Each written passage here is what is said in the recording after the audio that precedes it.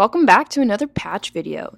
This one is fun because this is something I've always wanted to do, which is like a roll for a design. So I decided to do a patch using these different like categories that I came up with, including color scheme, theme, extra bits and bobs to add to it, and then the style of the patch. So this is the roll that I did, and it turned out to be a warm color scheme, a monster funky design with buttons as an extra. I know it's a little hard to see because the dice I used were so small, but trust me on this one. So what I did after I rolled these dice is I came up with the design, and this is what I came up with. He's like a funky caterpillar guy, and I want to use the buttons for the eyes. I transferred my design to a lino cut, and I did this off camera just to make things a little bit easier. I promise I'm working on my transitions because I know they leave a little to be lacking, but here's how it came out. This one's cute because I did like a reverse print type thing where the lines are cut out instead of printed. I've been reading all of your comments and taking in some of the advice that you guys have been posting.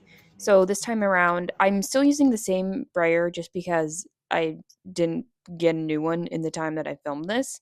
But I did leave the ink out to set a little bit so that it was tackier, and I actually sprayed it too. This seemed to work out really well where I placed the fabric on top and then did it that way, just because then I could really get the ink into the fabric.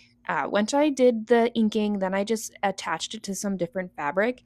I used some fun, funky stitches on my sewing machine since it comes with so many of them, and I attached it to some felt backing. And then the final step is just to pick out the buttons. This is my button box here, and I keep all sorts of stuff in here as well as buttons, but I'm just going through trying to find some of the smaller ones. I wish I had some smaller ones in different funky colors, but all I really had that would stand out against the orange is white.